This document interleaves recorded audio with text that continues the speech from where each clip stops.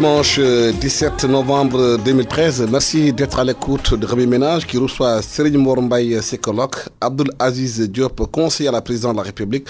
Merci monsieur d'avoir accepté notre invitation. Vous le savez, la Cour des comptes vient de rendre son rapport, son dernier rapport dans lequel la Cour des comptes demande renforcement de ses pouvoirs, qu'elle puisse saisir directement les autorités judiciaires pour rester en justice. Abdoul Aziz Diop, quelle analyse en faites-vous de cette sortie de la Cour des comptes? Merci Alassane, très heureux de participer à ce Rémi Ménage dominical, très heureux également de plancher sur les sujets que vous allez agiter avec notre ami, le psychothérapeute Serigne Mor Mbaye, dont nous nous réjouissons toujours des contributions dans la marche de notre pays, dans un volet qui nous semble essentiel, la psychologie de l'enfant.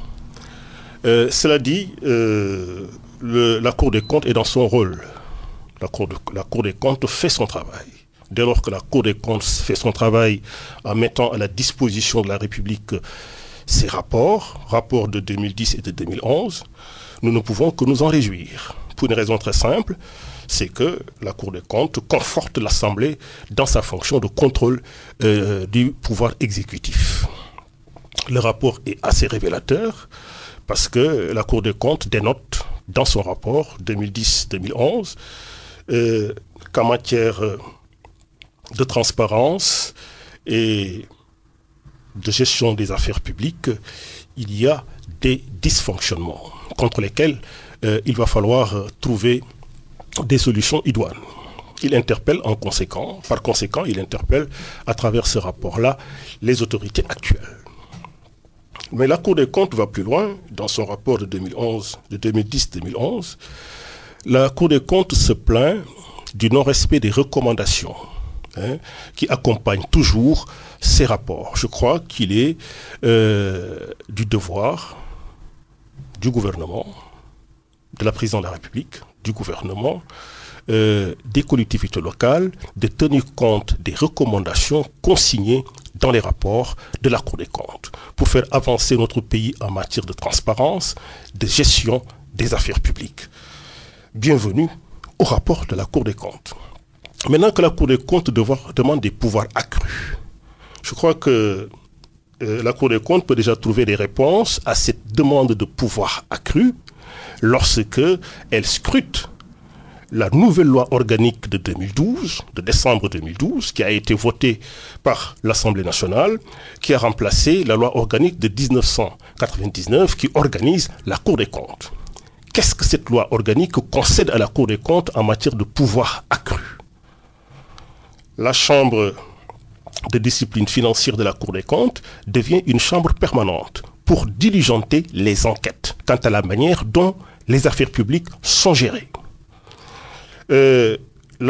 Cette loi également va plus loin dans la réorganisation de la Cour des comptes pour lui donner des coulées franches, parce que la Cour des comptes a joui désormais, en vertu de cette nouvelle loi organique de 2012, d'une autonomie financière comme la Cour suprême. Il y a donc des avancées.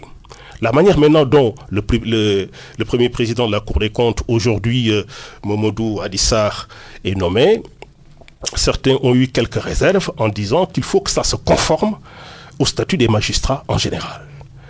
Ce qui veut donc dire que la volonté politique permettant de donner à la Cour des comptes les coulées franches, à travers cette nouvelle loi organique qui remplace celle de 1999, témoigne d'une volonté politique de l'État, de la présidente de la République, du président de la République qui a fait de la sobriété et de la vertu le credo de sa gouvernance.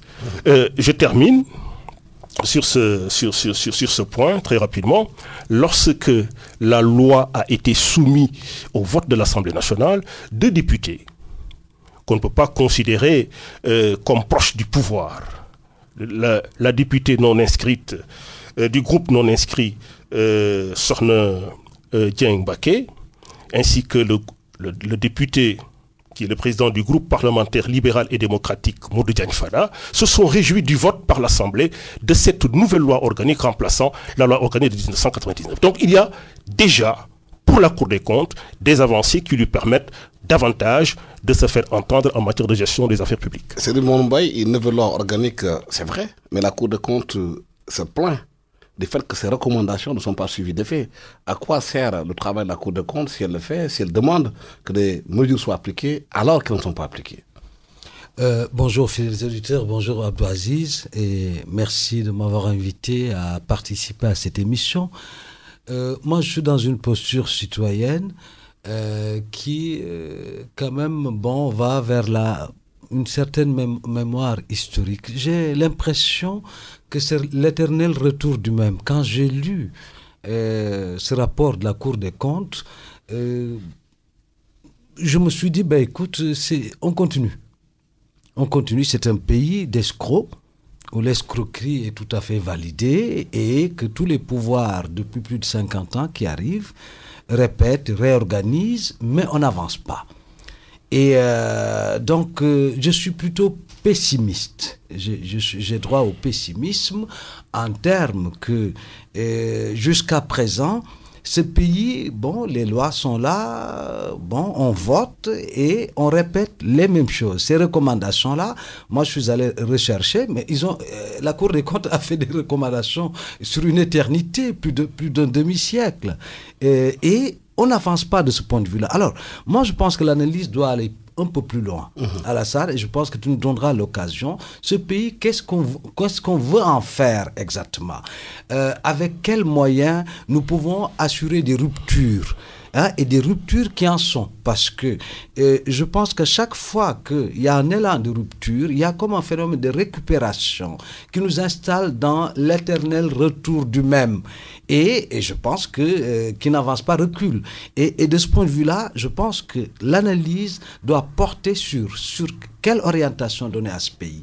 Quelles sont les forces sociales qui sont capables d'assurer une transformation sociale? Et c'est nécessaire rupture que la Cour des comptes ambitionne. Donc, ça dépend des forces sociales et d'une orientation qui en fait fonde une rupture totale par rapport à ce qui a été avant. Parce que sinon, c'est les mêmes gens, c'est les mêmes forces sociales qui reviennent, prédatrices, qui pillent le pays et qui se réorganisent en termes de discours, de lois, et on n'avance pas. C'est le sentiment que j'ai en tant que citoyen. Oui, mais justement, Abdelaziz Diop, la Cour des comptes a demandé à que ces recommandations soient suivies d'effet.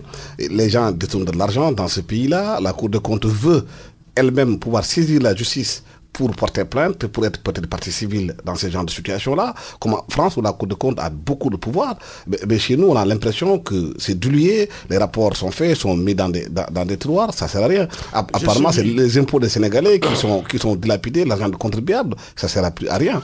J'ai suivi la conférence de presse de présentation du rapport 2010-2011 de la Cour des comptes. Alioune Niane est un magistrat de la Cour des comptes. Il a surtout insisté sur la nécessité du respect des recommandations de la Cour des comptes. Mais pratiquement à chaque rapport, on dit les mêmes choses. Hein? Je termine. Je vais répondre à votre question. Que dit la Cour des comptes au détour de cette conférence de presse de présentation de son dernier rapport? La Cour des comptes dit que dans le rapport de 2012, nous annexerons au rapport toutes les incriminations faites à des personnes physiques et morales. Voilà ce que dit la Cour des comptes. Donc le rapport de 2012 va nous conforter sur cette annexe-là concernant les personnes incriminées physiques et morales qui sont incriminées par la Cour des comptes au terme de son enquête. Mais le problème, je termine. Et ça nous permettra d'aviser. C'est à partir de ce moment-là que, pour avoir identifié les personnes physiques et morales incriminées et annexées au rapport de la Cour des comptes, naturellement, comme le disait il y a un instant Serigne Mor Mbaye, les forces sociales ne se laisseront pas faire parce qu'ils tiendront à ce qui est annexé au rapport de la Cour des comptes soit traité avec esprit de suite. C'est ça. Il y a des gens qui cette perspective-là, le pays qui doit prendre une décision. Cette perspective-là est incontournable. C'est la raison pour laquelle moi, je m'en remets toujours aux rapports qui sont des rapports officiels des organismes qui sont censés livrer au public ces rapports-là. C'est fort du contenu des rapports que les Sénégalaises et les Sénégalais vont aviser, y compris les forces sociales, ainsi que vient de le dire Serigne Mohamed. Mais est-ce à qui on a confié les pays, qui ont la nécessité d'installer la transparence dont ils parlent tous les jours, est-ce qu'ils vont l'appliquer réellement? Ils doivent l'appliquer, puisque le credo est clair, gouvernance sobre et vertueuse. Je ne vois pas pourquoi des recommandations qui vont dans la direction d'une gouvernance sobre et vertueuse ne seraient pas appliquées. Si elles ne l'étaient pas, les Sénégalais feront le constat que les ruptures attendues, comme le disait un instant Serigne Mor Mbaye, ne sont pas au rendez-vous. Et à partir de ce moment, ils prendront leurs responsabilités. Serigne Mor Mbaye, est-ce convaincu qu'on va aller jusqu'au bout de ces dossiers? Parce que souvent, les rapports sont utilisés aussi pour, comment on appelle ça, récupérer un personnel politique. Mais Abdou Aziz, je pense que d'abord, il faudrait vulgariser ce rapport. Tout à fait. Vulgariser, ça veut dire que notre peuple comprenne les enjeux.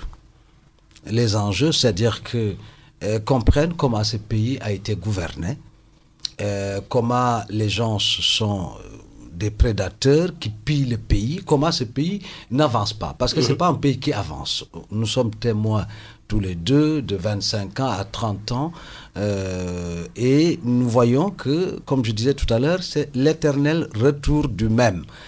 Quand je parlais de force sociale, je pense que il faudrait quand même faire un distinguo. Et ce pays, lorsque on regarde en arrière, pendant plus de 50 ans, 60 ans depuis l'indépendance, c'est les mêmes forces sociales qui sont recyclées à chaque saison, qui s'accaparent des ressources du pays, qui les dilapident et qui ne donnent aucune orientation à ce pays en termes de projet de société. Parce que la problématique fondamentale, c'est que est-ce que nous avons un projet de société? Et quand tu as un projet de société, tu vas rechercher dans ton peuple ce qu'il y a de meilleur, tu vas animer un sentiment patriotique fort dans un contexte du monde devenu de plus en plus compliqué. À partir de ce moment-là, je pense que tu peux espérer avancer. Mais rien que des lois, sans une base sociale, une prise de conscience des masses populaires pour de nécessaires ruptures, je vous dis, nous ne pouvons pas avancer dans ce sens-là. Et je dis, ce rapport devrait être vulgarisé, discuté dans tout le peuple et qu'on identifie qui est qui. Parce que ces identités-là que vous annoncez, que tu annonces, Abdou Aziz, mais c'est les mêmes identités d'avant. On retrouve dans l'actuel pouvoir de grands prédateurs de l'autre époque qui se sont recyclés tout bonnement et qui ne sont pas idéologiquement dans le sens d'une rupture. Et ça, moi, je t'ai entendu, Abdou Aziz, te battre, par exemple. Ton engagement était extraordinaire pour qu'on change de régime. Nous tous, nous sommes engagés à changer de régime. Et on espère encore que nous allons vers une véritable révolution. Parce que 2000, c'était une révolution. Le peuple jeune en a eu marre de comment ce pays a été géré sans avenir, sans aucune perspective. On rebelote.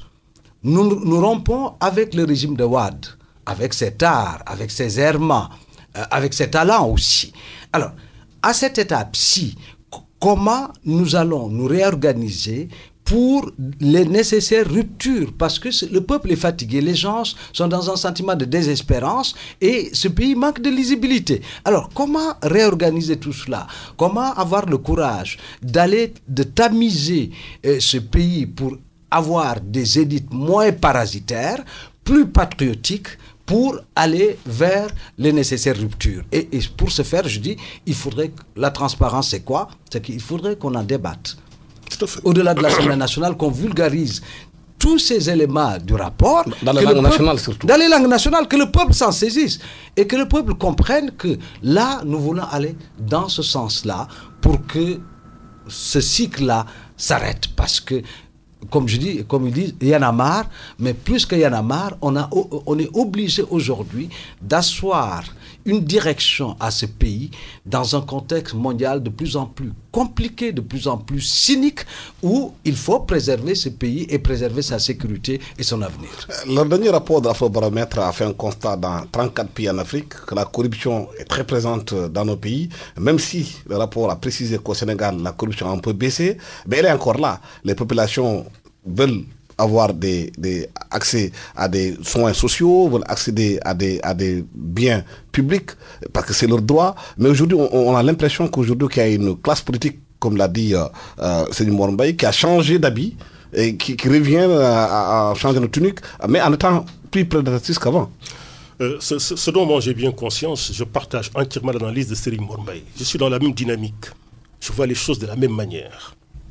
Pour qu'il y ait rupture, il faut également qu'il y ait des ruptures. Un courage politique pour faire la rupture aussi, il faut qu'il y ait également une rupture dans le choix des hommes. Des hommes et des femmes qui sont censés porter le développement de notre pays et qui sont censés incarner une certaine vertu, qui ne mettent pas la main dans la caisse. Un sentiment patriotique. Un sentiment patriotique, parce que naturellement, mettre la main dans la caisse, c'est mettre la main dans ce que j'appelle moi le poison. Moi, je considère l'argent public comme du poison lorsqu'on s'en sert autrement que pour booster le développement. Le soleil 100 millions de francs CFA. Je termine et répondre aux attentes des Sénégalaises et des Sénégalais. Cela dit, si des personnes sont identifiées pour avoir fauté à la lecture du rapport de la Cour des comptes, je ne vois pas pourquoi ces personnes ne seraient pas inquiétées.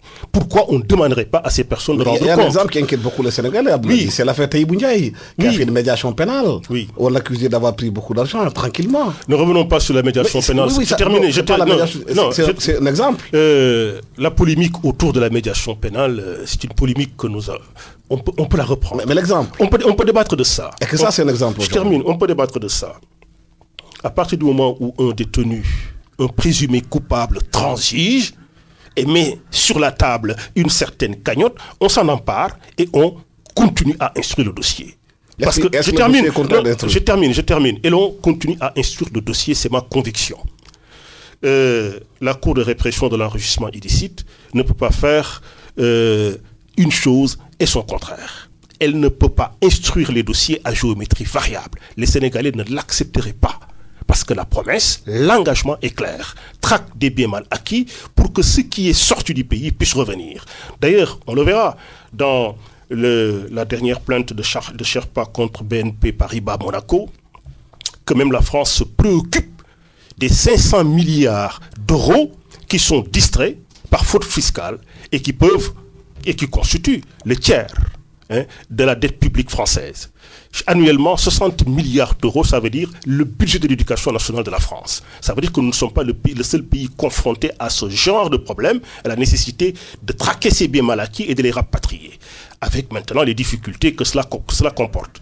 Donc, il ne fait aucun doute que la direction prise par les Sénégalais est une direction qui rompt avec ce que Serigne Mor Mbaye appelle les prédateurs, et que les Sénégalais aviseront dès lors que la vulgarisation, entre autres, du rapport de la Cour des comptes leur permettront d'en avoir le cœur net. Serigne Mor Mbaye, est-ce que les signaux donnés aux Sénégalais depuis pratiquement plus de 2 ans que Macky Sall s'est installé, est-ce que ces signaux sont rassurants? Moi, je pense que c'est à la fois rassurant et pas rassurant. Pourquoi? Je pense que le projet de traque des biens mal acquis, c'est un projet de société. Ça veut dire qu'on veut arrêter l'hémorragie. Ce n'est pas possible. Et ça date pas de maintenant. Moi, je suis témoin de ce pays parce qu'il pourrait y avoir été depuis ma naissance. Et j'ai trouvé que c'est un pays d'escrocs. Ça veut dire que les élites politiques, ils s'emparent du pouvoir pour se faire de l'argent. C'est ça, pour être riche. Ok, toutes les élites politiques qui ont gouverné ce pays. Ok, à un moment donné, je pense qu'il y a eu un sentiment national pour la rupture. 2000, c'était vraiment... le projet, c'était rompre pour essayer d'orienter autrement ce pays. On a été déçus.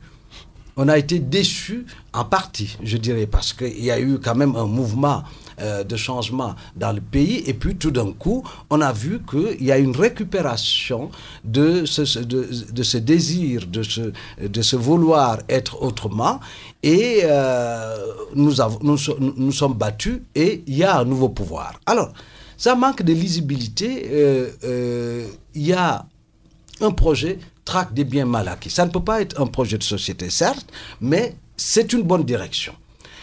Mais en même temps, on voit qu'il y a quand même des choses, des éléments qui viennent tempérer. Il y a comme des forces sociales obscures qui veulent récupérer cette trajectoire-là. Alors, comment faire en sorte que les forces sociales qui aspirent au changement s'engagent à défendre cette direction-là? Tout à fait.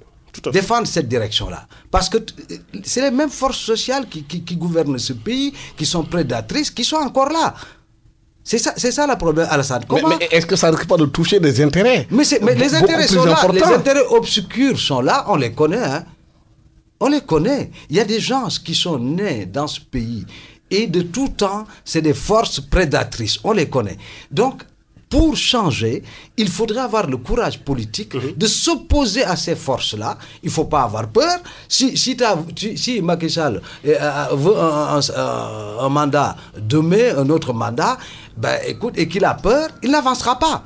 Il faudrait qu'il s'appuie sur des forces sociales les plus patriotiques. Tout à fait. Qu'il s'appuie sur le peuple pour aller de l'avant. Mais si c'est quelques forces sociales qu'on connaît et dont le peuple a voulu à un moment donné s'émanciper, hein, si Abdou Diouf est parti, si Abdoulaye Wade est parti, c'est parce que les forces sociales, le peuple veut du changement. Tout à fait. Donc il faut s'arrimer à ce peuple-là. Mais si tu as peur, si on te fait peur ici et là, si on te convoque dans certaines chapelles et que tu ailles faire des courbettes et tout, tu n'avanceras pas. C'est là où je dis, à la fois, on sent une direction et tout le monde applaudit. Mais en même temps, on sent qu'on marque quelque part le pas et qu'on a peur. Et ce sentiment de peur-là, c'est ce sentiment de peur-là qu'il faut arrêter pour s'appuyer sur le peuple, leur dire où on va aller exactement. Et que ce peuple-là, et surtout Alassane, revisiter les institutions. Les institutions de ce pays, on a besoin d'institutions pas malades, des gens motivés dans ces institutions-là, et il faut s'appuyer sur cela, parce que les institutions peuvent être mafieuses aussi, on le sait. Justement, la mafiosité, entre guillemets, hein, si vous permettez ce mot, par des institutions, n'est pas dû au choix des hommes aussi, qui gèrent ces institutions-là. Est-ce qu'on n'a pas, le pouvoir actuel ne s'est pas planté sur le choix des hommes? Tout à fait. Je répondrai très rapidement à cette question. Mais je veux rebondir sur ce que vient de dire Serigne Mor Mbaye à propos de la peur d'aller de l'avant. La peur de se saisir de ces dossiers, de les traiter une fois pour toutes, pour que plus personne n'en ignore. Le 24 octobre 2013, à Sciences Po Paris, il y a eu l'atelier Expert Afrique, organisé par Sciences Po Paris, sur le thème « La traque des biens mal acquis ». En présence de qui? De la directrice de Sherpa, puisqu'on parlera de Sherpa, je crois qu'on parlera de Sherpa dans ce débat-là, la directrice de Sherpa, Sophie Lardar, et de qui? Et du coordonnateur du collectif, et porte-parole du collectif des avocats de l'État, dans la procédure de traque des biens mal acquis, dans la procédure d'enrichissement illicite. Si Simon Ndiaye, si Sciences Po Paris organise autour de Sherpa, de sa directrice Sophia Lardar, un atelier, 11e atelier Expert Afrique sur le thème des traques bien mal acquis, qu'est-ce que nous faisons nous ici au Sénégal? Nous devons aller dans la même direction et nous devons être les premiers à aller dans la même direction. Heureusement que Simon Ndiaye participait à cet atelier Expert Afrique sur la traque des biens mal acquis. Je termine. Non, laisse-moi terminer. Que se passe-t-il en ce moment au Sénégal? Au Sénégal, des groupes de pression se forment, font le tour des familles religieuses pour transformer des dignitaires religieux dont la vocation est ailleurs en procureur de la République pour dire qui doit et qui ne doit pas être en prison. C'est ça les forces obscures tapis dans l'ombre qui empêchent d'aller de l'avant. Mais qu'est-ce que vous faites pour contrer ces groupes? Justement, il faut se refuser à toute pression et aller de l'avant sur ce dossier parce que ça correspond à un engagement et les Sénégalais veillent au grain pour que ce dossier-là aboutisse. Mais la question, c'est pourquoi Sciences Po Paris, que ça ne se fait pas ici au Sénégal? Est-ce que les Justement, Français eux-mêmes qui investissent de l'argent au Sénégal sont des fois complices de ces forces prédatrices dont vous parlez? La question, vous la posez aux universitaires sénégalais, puisqu'il s'agit de Sciences Po Paris. Pourquoi pas Sciences Po Sénégal? Nous avons ici une école doctorale. Moi, je suis sorti de l'école doctorale régionale africaine de droit et de sciences politiques de l'université Cheikh Anta Diop de Dakar. C'est des dossiers sur lesquels il est possible d'organiser véritablement une véritable réflexion. Dans quel but? Dans le but de conforter les Sénégalaises et les Sénégalais dans l'idée que la traque des biens acquis permet définitivement de tourner le dos à tout ce qui ressemble à une mauvaise gestion des deniers publics. Est-ce que ces universitaires-là aujourd'hui peuvent porter la parole, ou la plupart d'entre eux sont dans des ONG financées par l'argent de l'Occident? Je pense que la direction à laquelle ils doivent regarder. Abdelaziz a mis le doigt là où il fallait. C'est que une société est composée de forces sociales. Ces forces sociales obscures qui sont identifiables et qui de tout temps ont plombé l'avancée de ce pays parce qu'elles en vivent. Vous voulez parler des forces maraboutiques, c'est ça? Forces maraboutiques, religieuses, il y a d'autres groupes aussi de pression qui sont dans l'industrie. La mafia financière. Mais bien sûr, on sait de quoi on parle. On sait de quoi on parle, effectivement, des groupes aussi qui sont dans les médias, mais je pense qu'il y a une addition arithmétique d'un système mafieux installé depuis longtemps. Tout à fait. Ok. Maintenant, que faire en face de ce groupe? C'est là où j'invite Abdelaziz à une réflexion. Que faire par rapport à cela? Sinon, porter le débat publiquement. Tout à fait. Mobiliser le peuple. Et lui dire, mais tiens, si tu veux sortir de cette misère, il faudrait nous soutenir à aller de l'avant. Parce que sinon, quand on est isolé et qu'on est seul, on a peur, eh bien, on rembobine.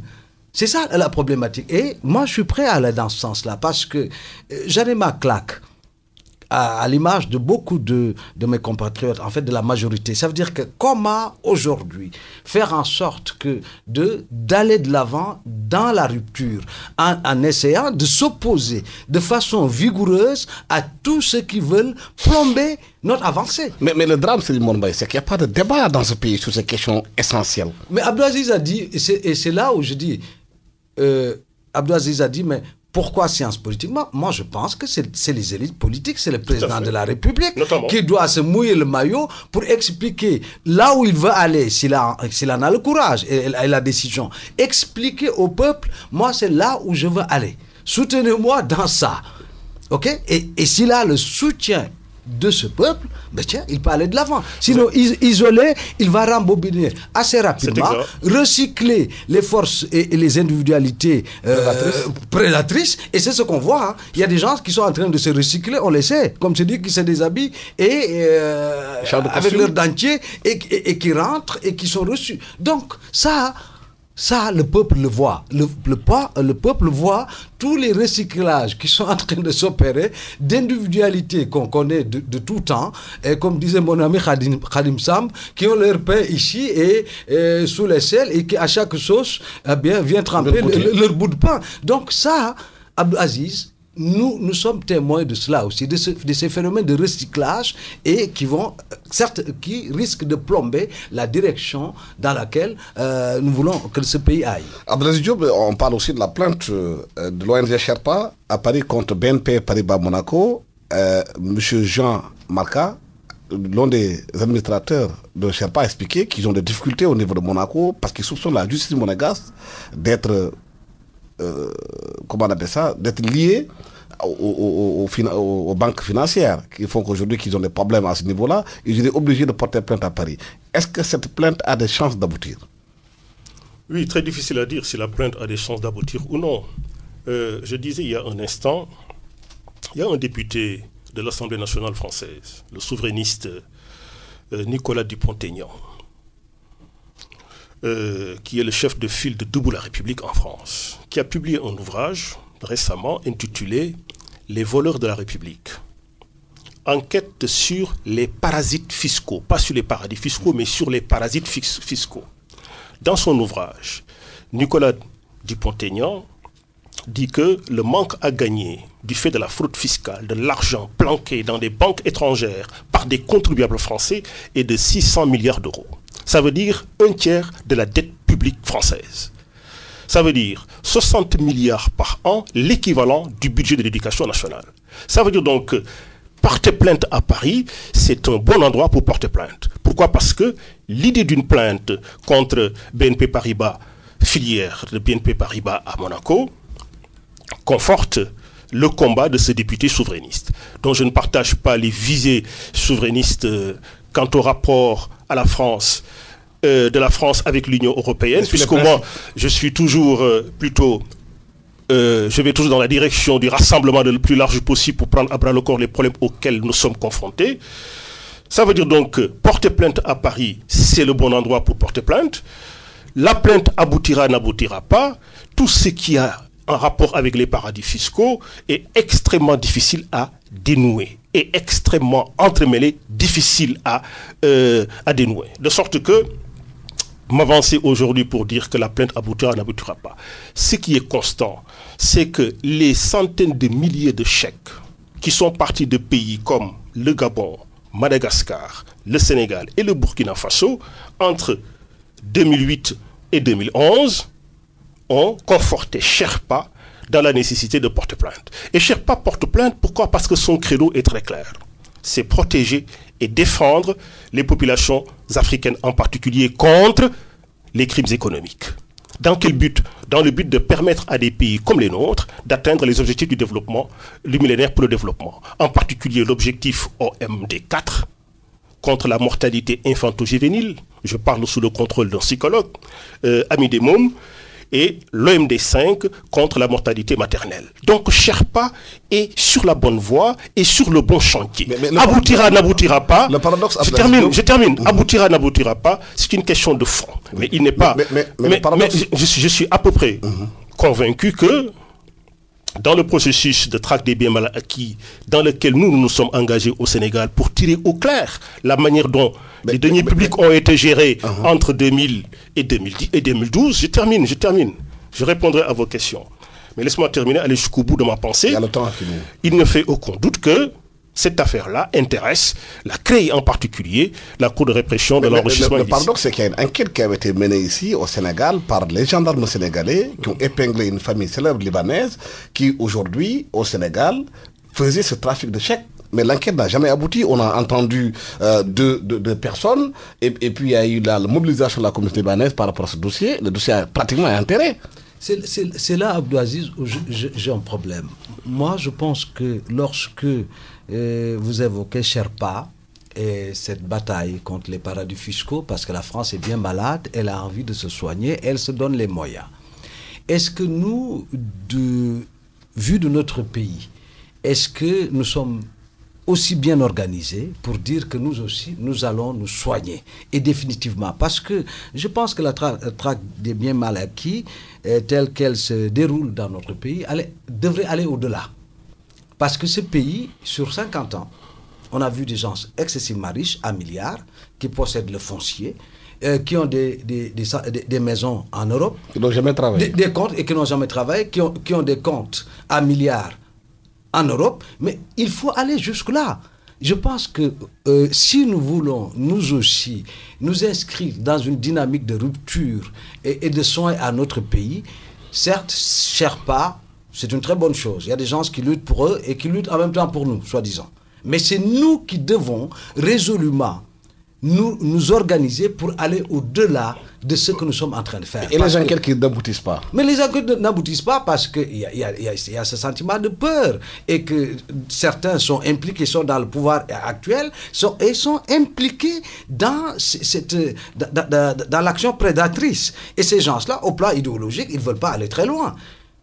Tant que tu les as autour de toi, ben tiens, ils vont alimenter ta peur, tes angoisses, et tu as peur d'aller de l'avant. Alors qu'il nous faut une véritable révolution. Abdelaziz sait de quoi je parle. Il nous faut une véritable révolution, et pour y parvenir, il faut que le peuple s'en empare.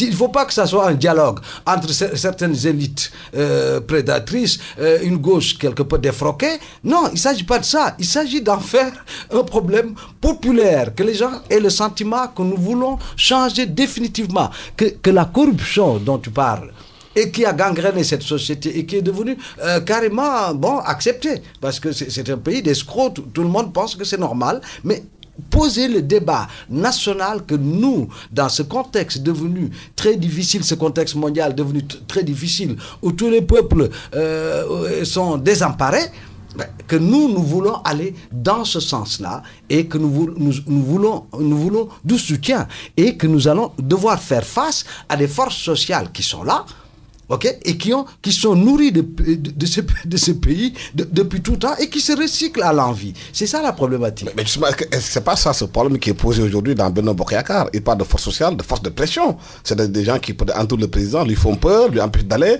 dans la direction qu'il veut aller. Est-ce que lui-même, il a cette volonté d'aller jusqu'au bout? Vous savez, je répondrai à la question sur Benno Bokk Yakaar. C'est un sujet intéressant.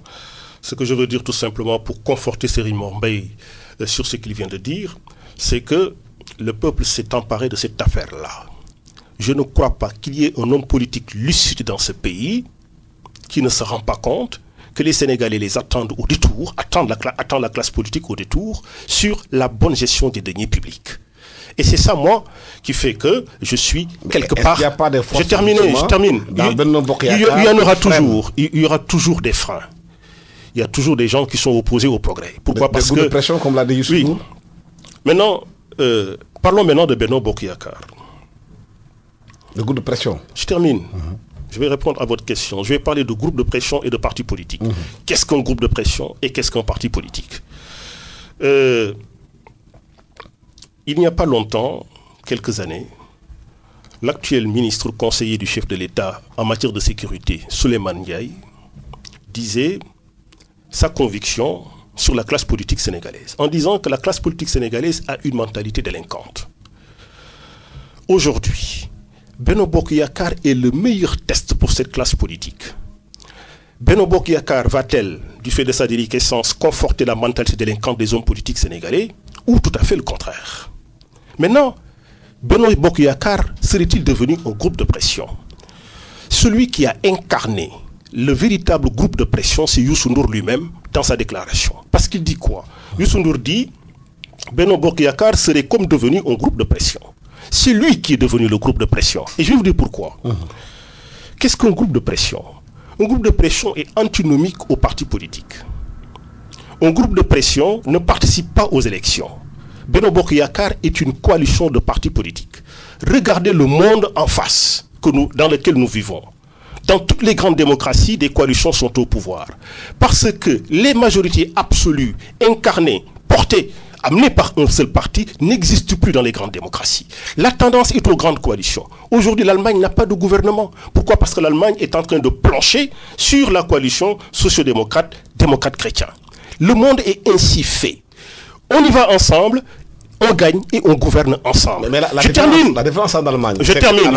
C'est un sentiment de patriotique. Laisse-moi terminer. Justement, de piller le pays. Justement, c'est la raison pour laquelle je dis que Benno Bokk Yakaar est le meilleur test quant au patriotisme de notre classe politique, quant à sa rupture par rapport à la mentalité délinquante que dénonçait il y a quelques années Souleymane Ndiaye, aujourd'hui conseiller du chef de l'État en matière de sécurité. Benno Bokk Yakaar est le meilleur test. Et Benno Bokk Yakaar, moi, qui continue à croire à Benno Bokk Yakaar, qui continue à conforter l'idée que c'est à cela que nous devons notre stabilité politique. De quoi a besoin le chef de l'État pour mener à bien sa stratégie de développement économique et social à l'horizon 2017, sinon de stabilité politique? Laisse-moi terminer. Je termine très rapidement. En quoi Youssou Ndour représente-t-il, à partir de sa déclaration, un groupe de pression? Les groupes de pression s'expriment de trois manières. Par des déclarations fracassantes, celles de Youssou Ndour, par pétition ou par manifestation. Les partis politiques concourent au suffrage des Sénégalais. Benno Bokk Yakaar est une coalition de partis politiques. Maintenant, la philosophie est très claire.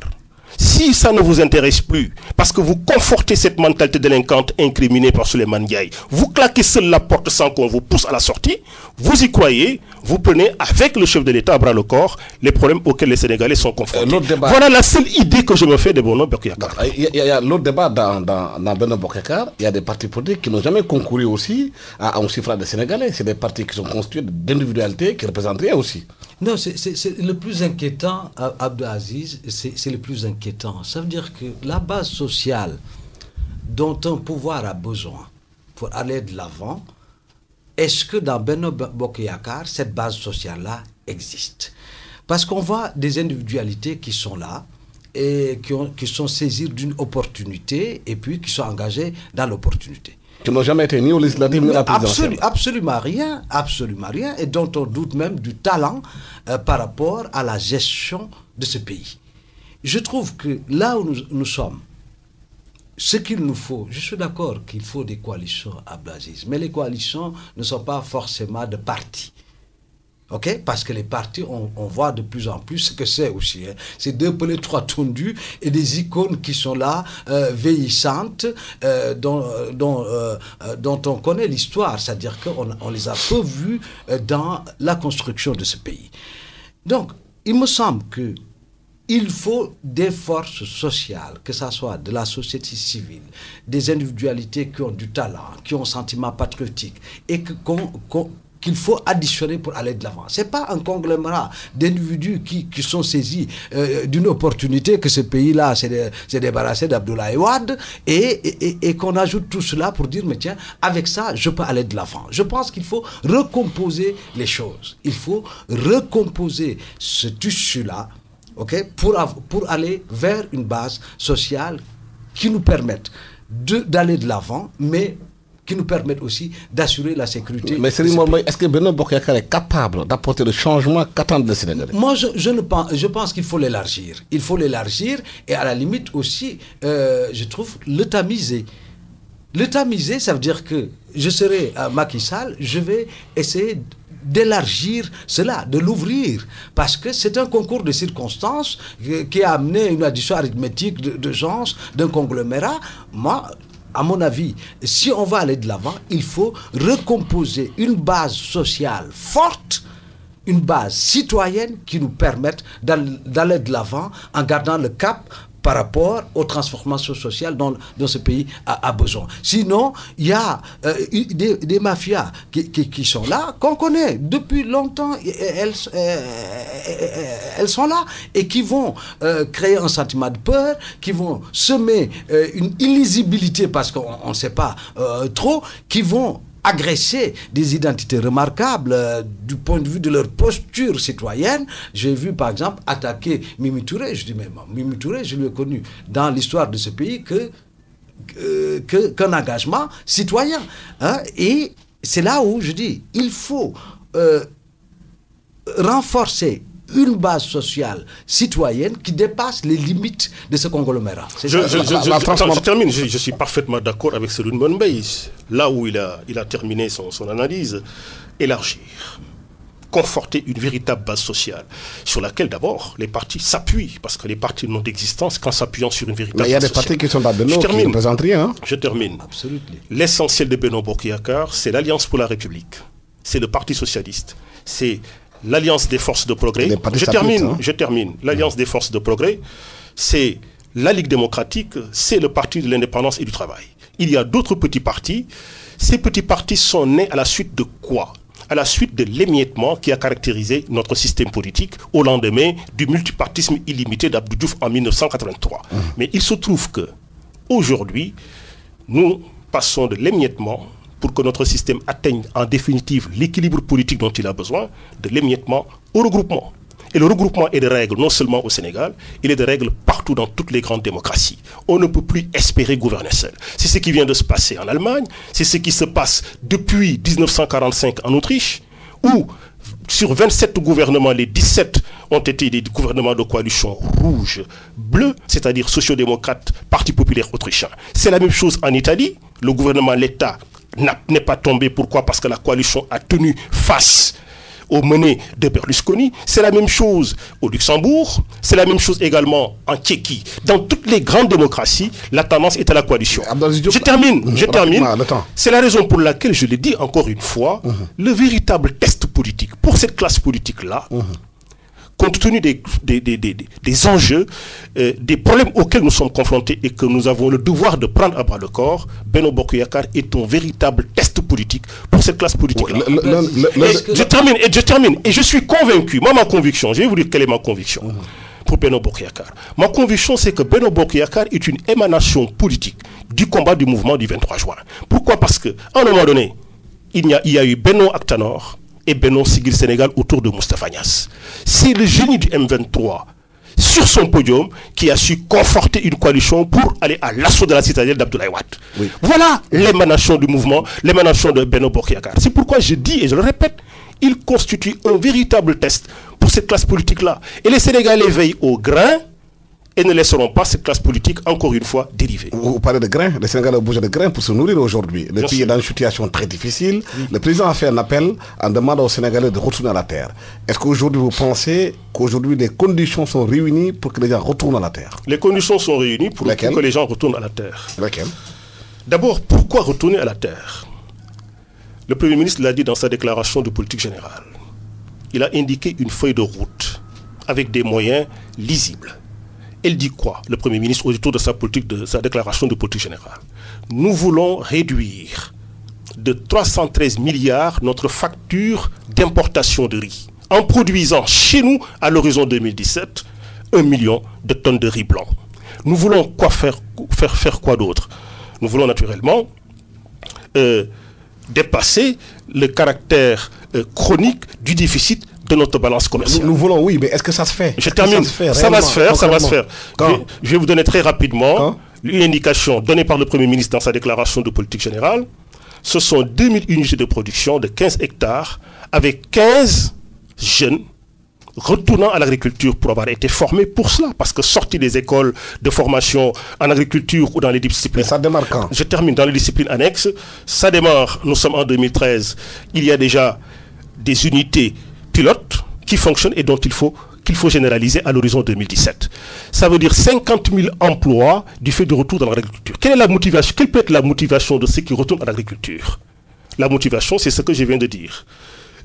Comme motivation, vous avez donc la réduction de la facture d'exportation de riz de 313 milliards.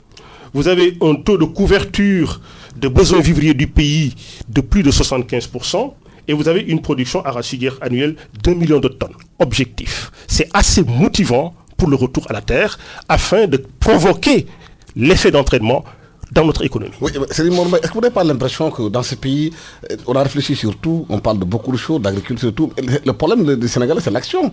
Est-ce que l'action est là? Bien sûr, parce que cette question de l'autosuffisance alimentaire, la mise en œuvre, tous les pouvoirs en fait en ont fait un programme, parce que c'est scandaleux qu'un pays bénéficie d'autant d'atouts de ce point de vue-là et n'avance pas.